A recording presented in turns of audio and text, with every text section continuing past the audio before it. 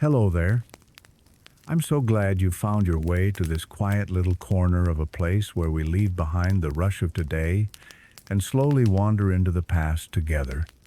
Before we begin tonight's gentle journey back to the Middle Ages, I invite you to settle in. Maybe you're already tucked beneath a warm blanket, listening to the soft sounds of the night. Or perhaps you're simply looking for a peaceful way to unwind after a long day. Wherever you are, I'm thankful you're here. Join me now as we step back into a world where survival was a daily struggle. Together, let's explore why you wouldn't last a day in medieval times, and so much more. As we drift through history together, I'd love to know, where in the world are you listening from tonight? What time is it for you? You can share in the comments below. It's always a comfort to see how many of us are gathered here, quietly connected across miles and time zones. And if you find these slow stories help you relax, help you rest, or simply bring you a bit of peace, consider tapping subscribe. It lets me keep making these sleepy rambles through history for you, and it means you'll always have a place to return to when you need calm. So take a deep breath, let it out slowly. Imagine waking before the sun rises. The first thing you notice is the cold. Not the kind of cold that makes you shiver for a moment before you pull the blanket tighter. Not this cold is deeper. It creeps into your bones. Your breath rises in soft white clouds in the dim light of dawn. The fire that burned last night has gone out. The ashes are cold now, the last bit of warmth gone with the dark. You lie on your straw bed, wrapped in rough wool blankets, but it's not enough. The wind outside sighs through the cracks in the wooden door and the gaps in the stone walls. There is no glass in the window, just a piece of cloth hanging there, moving slightly with every gust of wind. Your fingers feel stiff. Your toes are numb. Still, you know you must get up. The animals need tending. The day's work waits for no one. Slowly you push off the blankets, feeling the bite of the cold air against your skin. The floor is hard and cold beneath your feet. You pull on your heavy tunic, your wool stockings, your worn leather shoes. Every layer helps a little, but still, the cold stays with you. Outside, the world is gray and silent. The thatched roofs of your neighbors' cottages are white with frost. The fields are hard and frozen. The cold is a part of life here, always waiting just outside your door, always ready to slip inside. And as you step out into the morning, you say a silent prayer for the sun to rise higher, for the wind to ease, and for spring to come soon. Your bed is not soft.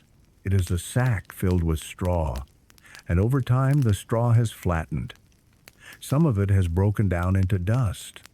You can feel the lumps and empty spaces as you shift your weight. When you move, the bed creaks quietly, and the straw rustles beneath you. There is a faint smell of old grass, mixed with smoke from last night's fire. This bed is shared by many.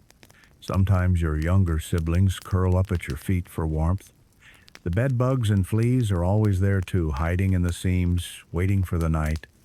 You feel their bites in the dark, scratching at your skin as you try to rest. But this is your bed. It is what you have. The blanket over you is made of rough wool. It keeps out some of the cold, but not all. In winter, you sleep in your clothes to stay warm. Some nights, you wake to the sound of the wind rattling the shutters or the cry of an animal in the yard. When you finally rise in the morning, you do so slowly. The straw sticks to your clothes. Your back aches from the hard bed. But this is normal. Everyone sleeps like this. No one expects soft mattresses or fluffy pillows. Those belong to the rich, to people in castles and manor houses. For you, the straw bed is part of life. You fluff it up as best you can, ready for another night. And as you leave your small room, you glance back once, grateful to have even this simple place to rest. Dressing for the day is a slow, careful task. You start with a plain linen shirt, worn thin in places from many washings. It feels rough against your skin, but it is what you have.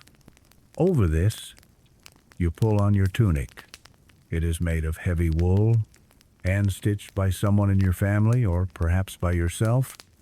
The seams are uneven, the edges frayed, but it keeps the worst of the cold away. Your stockings are wool too. They itch, but they warm your legs. You tie them up with strips of cloth or bits of leather.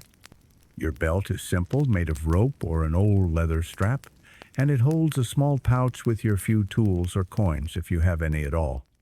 Your shoes are old. The leather is cracked and thin. In wet weather, they let in the mud and water, but they still protect your feet from the stones and thorns that cover the ground outside. There are no buttons, no fancy clasps. Everything is tied or pinned. There is no mirror to check how you look. There is no choice of color or style.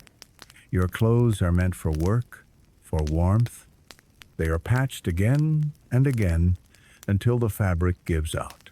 You pull up your hood before stepping outside, feeling the weight of the wool on your shoulders. There is no fashion here, no new outfit for each season. Only what can be made, borrowed, or passed down. But as you dress, you are grateful. Each piece helps you face the cold, the rain, the wind, and with that you are ready for another long day. Your first meal is simple, and you do not expect more. There is no feast waiting, just a piece of dark bread, baked days ago, now hard at the edges. You break it carefully, dipping it into a cup of thin ale to soften it. The ale is weak, made for daily drinking because the water from the well may not be safe. Sometimes there is a bit of cheese, crumbly and sharp. If you are lucky, there might be an egg boiled the night before, but often it is just the bread and ale. You eat slowly, sitting near the dying fire, feeling the bread fill your stomach.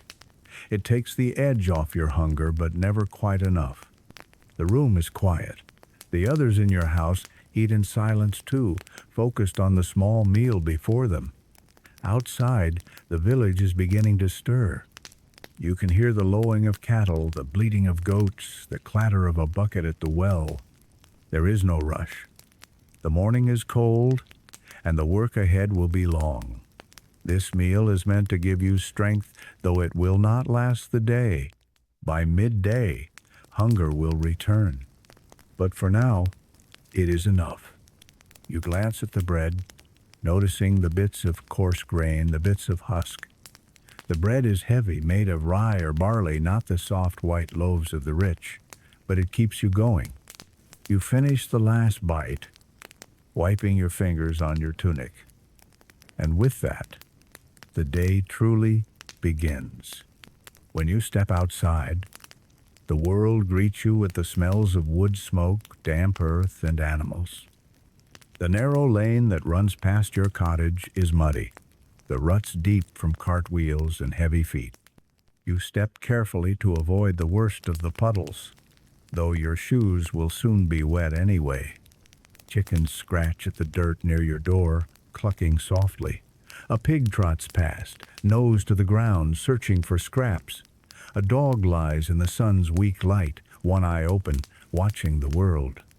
The houses lean close together, their thatched roofs dark with soot and rain. The smoke from many chimneys rises into the pale morning sky. The air is filled with small sounds, the creak of a cart's wheels, the call of a neighbor greeting another, the soft toll of the church bell in the distance. You hear the splash of water as someone empties a bucket into the gutter. The water runs down the middle of the street, carrying away ash and waste, but not far enough to clean it. You pull your cloak tighter around you as the wind picks up. The village feels old, worn, and yet full of quiet life. Everywhere you look, someone is at work, mending a roof, feeding animals, chopping wood. No one stands idle for long. You walk slowly, knowing that each step takes you closer to the work that waits. The street is no place for rushing.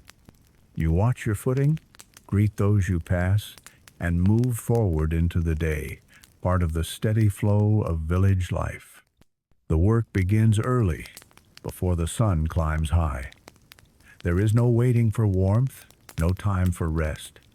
The animals must be fed, the fences checked, the fields tended. You step carefully along the muddy path, the cold air filling your lungs, waking you fully.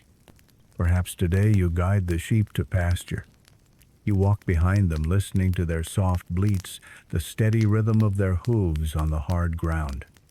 Or maybe you repair a broken fence, your hands numb from the cold, the wood rough beneath your fingers. Every task has weight, but none can be left undone. There are no tools of ease, no machines to lighten the load. A simple hoe, a wooden plow, a bucket, these are what you have. And so, you work slowly, steadily. The hours pass with little change. The sound of the wind, the lowing of cattle, the caw of crows overhead, they keep you company as you labor. Your body tires, but you know no other way of life. The work is as much a part of you as your breath. There is comfort in the rhythm, in the small victories of a fence mended, a field cleared, a bucket filled, and always, as you work, you glance at the sky, watching for rain, for sun, for any sign that might change the course of your day. The work shapes you, day by day, year by year. It is hard, but it is honest. And as you pause for a moment, leaning on your tool, you take in the quiet beauty of the land around you, the fields, the trees, the distant hills, and find a kind of peace. The well stands at the center of the village, as steady and familiar as the church or the manor. Its stones are worn smooth by the hands of many generations. The bucket hangs from a thick rope, its wood dark from years of use, the iron handle cool in your grasp. Drawing water is no simple task. The bucket must be lowered slowly, so it does not tip or spill. The rope creaks softly as it uncoils, the sound gentle in the quiet of the morning.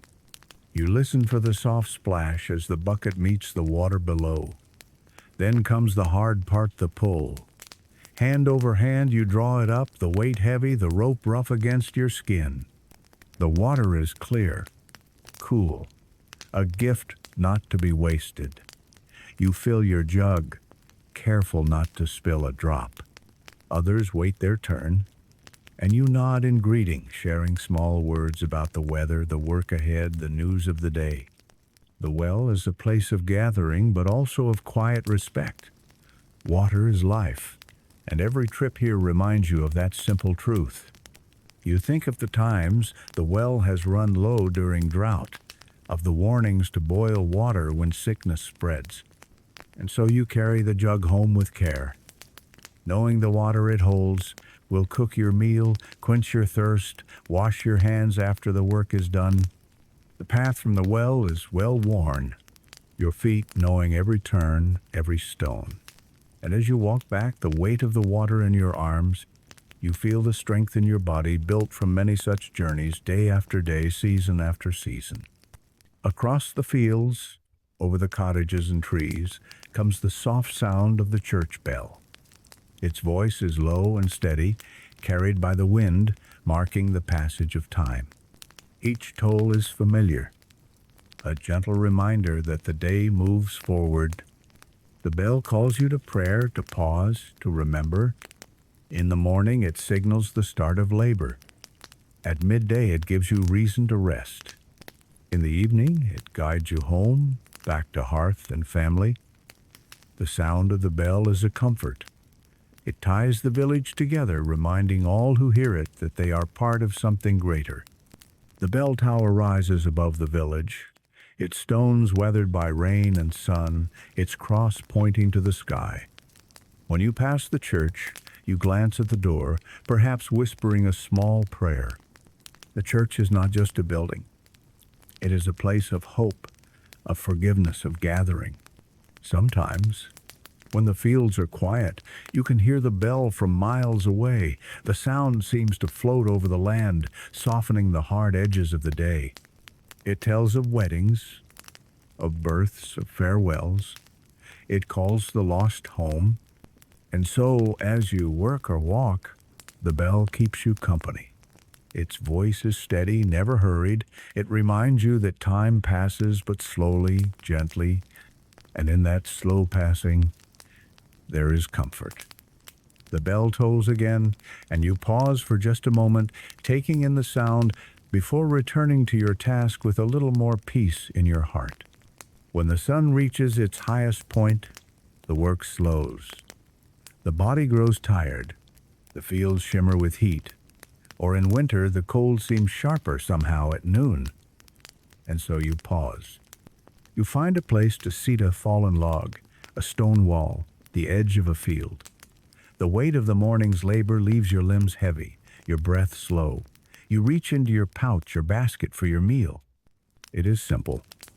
A crust of bread, perhaps a bit of cheese or cold pottage from last night. You eat slowly, savoring each bite. Hunger sharpens the taste, and even the plainest food seems good. Around you, the village is quiet. Others rest too, heads bowed over their food, feet stretched out, eyes half closed against the sun. Birds call softly from the trees. The breeze carries the smell of the earth, of hay, of wood smoke from the distant cottages. For a little while, the worries of the day fade. The tools lie at your side, forgotten for the moment. The sound of the church bell at midday has given you this gift of time to breathe, to think, to simply be. You look out over the land, the fields and woods that you know so well. The sky is wide and pale, the clouds slow moving. And you feel, perhaps, a kind of quiet pride. The work is hard, but it is yours. The land gives what it can, and you take care of it in return.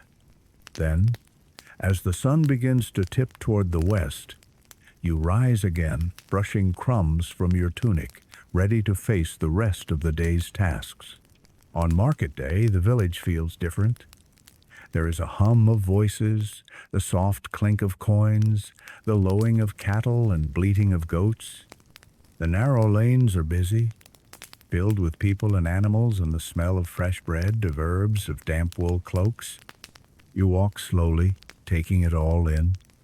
Baskets of apples, sacks of grain, piles of rough cloth and pottery line the way. A merchant calls out his wares in a quiet voice, not hurried but steady. A woman bends to examine a jug, tapping it gently to hear its ring. Children dart between the stalls, their laughter light and easy. A dog sniffs at a dropped crust. The air is filled with the simple music of trade, the soft sounds of barter and exchange, of greetings and small jokes, of shared news. You pass by the salt seller, the basket weaver, the tinker, who can mend a broken pot or sharpen a knife. Each one knows their craft, their place. The market is not grand, not filled with riches, but it is enough. It brings the village together, gives a break from the daily sameness. You stop at a stall, exchange a few coins for what you need, perhaps a bit of wax for your candle or a spool of thread. The merchant nods, thanks you, and moves on to the next. As the day goes on, the market slowly quiets. People return to their homes, their animals, their work. But for a little while, the village felt busier, brighter, and as you walk home, your basket a little fuller, you feel the comfort of this small, steady rhythm of life. As you walk through the village or across the fields, you know that the steward of the Lord is always near, even if you do not see him. His job is to watch over the land, to make sure the Lord's rules are followed and that taxes and duties are paid. The steward does not shout. His power does not come from loud words.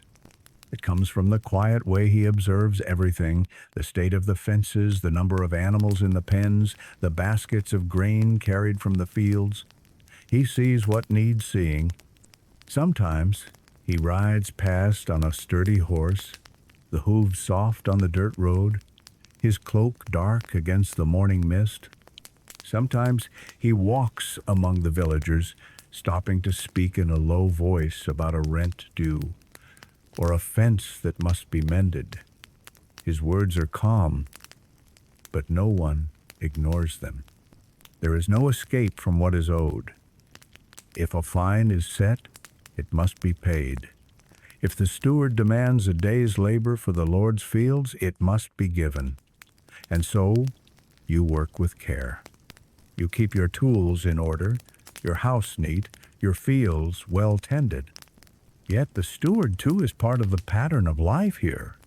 He ensures order, keeps the peace, settles disputes before they grow. His watchful eye reminds you that no one lives entirely free, but also that the land is protected and the village kept safe under the Lord's rule. As you see him pass by, you nod in respect and continue on with your task, the rhythm of the day steady as ever. After the quiet of the midday rest, it is time to return to work. The body feels the weight of the morning's labor, but there is still much to do before nightfall. You rise slowly, stretching your arms, brushing dust from your tunic. The air is warmer now, or in winter, it is sharper. The shadows are longer, the fields and paths seem quieter, but the work goes on. Perhaps you return to the plow, guiding it through the soil, the blade cutting deep, turning the earth in slow, steady lines. Or maybe you tend the garden near your home, pulling weeds, checking the small shoots that promise food for the weeks ahead. There is a rhythm to this part of the day. The tools feel familiar in your hands. The sounds of the village fade to the background, the soft cluck of hens, the hum of bees, the gentle creak of a cart's wheels somewhere nearby. Your thoughts wander as you work. You think of the coming harvest, of repairs the house might need before winter, of small hope a good rain, a healthy lamb, a warm cloak to trade for at the next market. The world feels wide in these hours, but also close, tied to the soil beneath your feet. The sun moves lower, the light softens. The work is slow but steady, and as the afternoon wears on, you feel a quiet pride in what your hands have done. The land has given you this task, and you have answered it as best you can. As the sun begins its slow descent, the village changes. The light turns golden, softer than before. The long shadows stretch across the fields and along the narrow lanes. The air cools, carrying with it the smell of wood smoke from the first evening fires. You gather your tools, stacking them where they will be ready for the next day. The animals are brought back from pasture, their hooves soft in the dirt, their voices low and tired. The chickens are guided into their coop, the goats tied near the cottage, the dogs settled at the door. The sounds of the day fade, the hammering at the blacksmith's forge slows, the last cart returns from the fields, the murmur of voices grows quieter. The village seems to sigh as if the whole world is glad for the end of work. You walk back to your home, feeling the gentle ache of your muscles, the weight of the day in your bones. But it is not unpleasant. It is the kind of weariness that promises good sleep. The sky above glows with soft color, pale pink, deep blue, a hint of purple where the night begins to take hold. A star appears, then another. The moon, thin as a silver coin, rises above the trees. As you reach your door, you pause a moment, taking in the peace of this hour. The world feels quiet, safe, wrapped in the soft blanket of approaching night. And with that, you step inside, ready for the simple comforts of evening. The evening meal is waiting, simple but welcome after a long day. A pot of pottage hangs over the small fire, its thin steam carrying the scent of herbs and vegetables. There is little meat, perhaps a scrap from the last market, or a bit saved from a feast day, but the warmth of the food is enough. You sit close to the fire, a wooden bowl in your hands, a rough spoon beside it. The room is dim, the light of the fire, and a single candle casting soft shadows on the walls. The sounds of the village are faint now, the soft bark of a dog, the last cluck of a hen settling for the night, the gentle hush of the wind outside. The meal is eaten slowly. Each bite seems to ease the tiredness in your body. The bread is hard, but you dip it into the pottage to soften it. The broth is thin but hot, and as you eat, you feel the comfort of the moment, the quiet, the warmth, the closeness of family or neighbors. There is no feast, no fine tableware, no bright lights. But there is peace. The day's work is done, and for now, that is enough. After the meal, the pot is cleaned, the bowls set aside. The fire is tended, the last embers stirred. The room darkens further, and the promise of sleep draws near. Outside, the night deepens. The stars shine brighter. The world seems to slow, to soften, as if waiting for all to rest. The fire burns low, the last flames flickering softly. The glow lights the room with a gentle warmth, casting long shadows that dance along the rough walls. The smell of wood smoke fills the Ira scent, as familiar as the earth beneath your feet. You sit near the hearth for a while, feeling the last of the day's chill leave your body. The crackle of the fire is a quiet song, soothing in its simplicity. There is no rush, no reason to speak. The world outside is dark now, the village silent except for the soft sigh of the wind and the distant hoot of an owl. You take the iron poker, stir the coals, and bank the fire for the night. A few glowing embers will remain, ready to spark the morning's flame. You place a log nearby, so it will be at hand when the sun rises again. The hearth is the heart of the home. It gives heat, cooks the food, lights the room. Without it, the cold would be sharper, the night longer. You feel a quiet gratitude for the fire, for the shelter, for the simple safety of these walls. As you rise to leave the fire's side, you glance back once more at the soft glow. The room is dark now, except for that small light. It feels like a promise that even in the darkest night, a little warmth remains. And so, you make your way to your bed, the straw crackling softly as you lie down. The fire's last glow fades, and the night wraps around you, gentle and still. As the last glow of the fire fades, night settles over the village like a soft, heavy blanket. The world outside your door is quiet now, but not silent. The sounds of the night begin gentle, steady, familiar. You hear the soft hoot of an owl somewhere beyond the trees. Its call drifts through the air, slow and low, carried on the cool night breeze.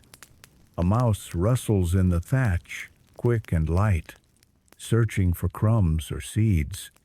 The wind whispers through the cracks in the walls, stirring the cloth at the window, bringing with it the scent of damp earth and wood smoke.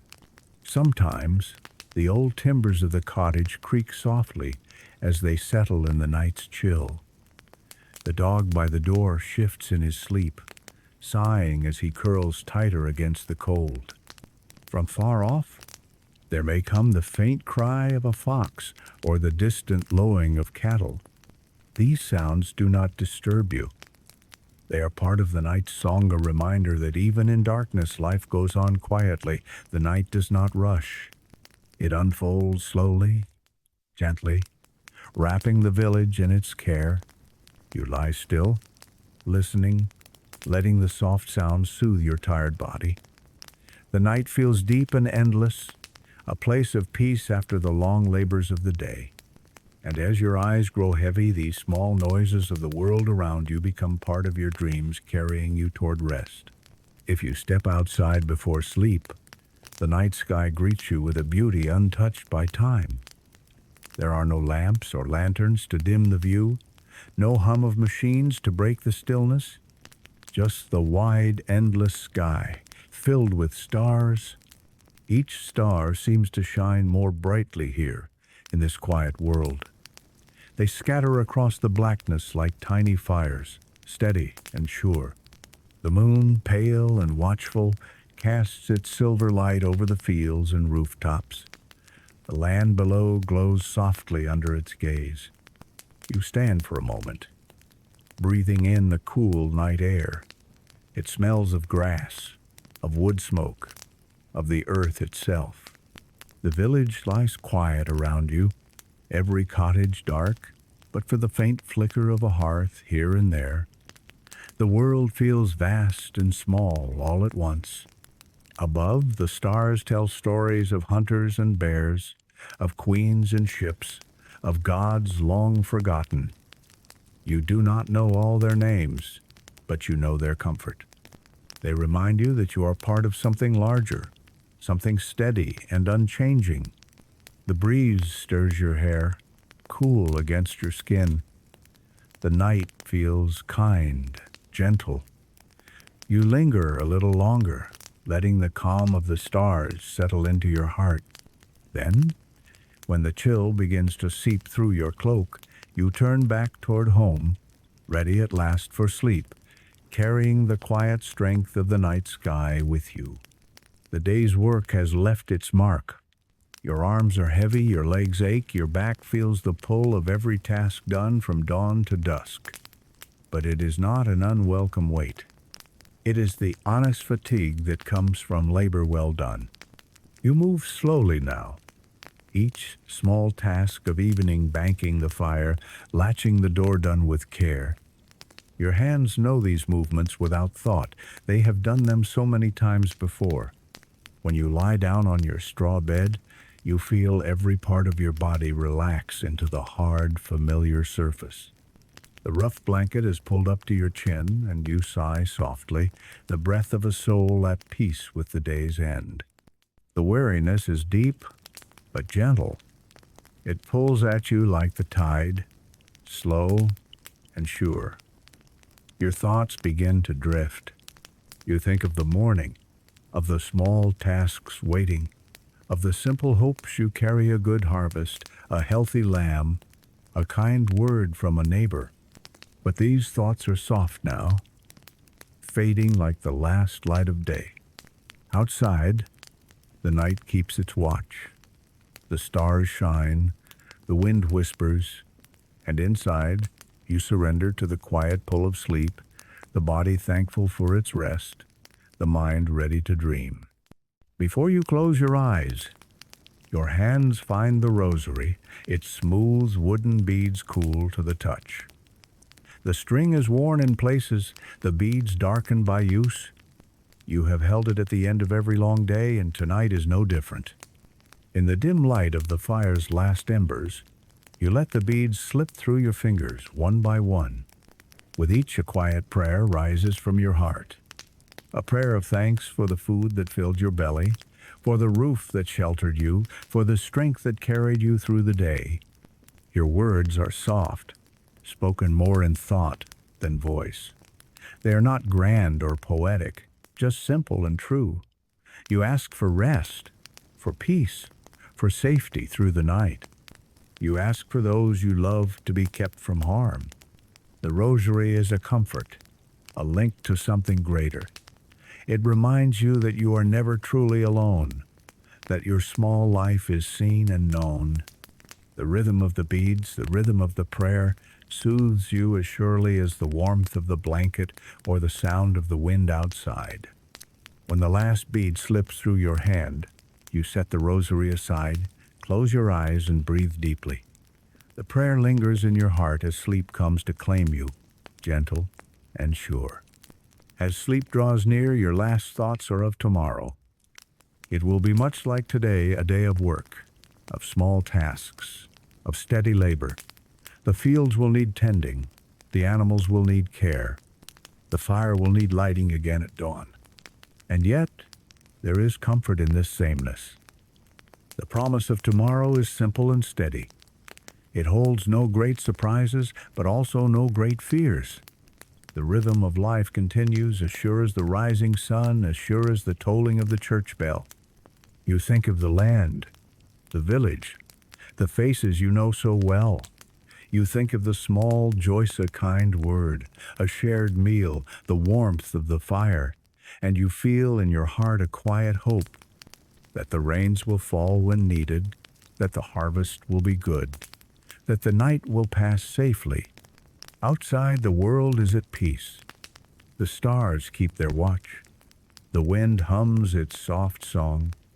And inside, you rest, wrapped in the promise of another day, another chance to work, to love, to live. The night holds you gently, and sleep takes you, carrying you into dreams as calm and steady as the life you lead.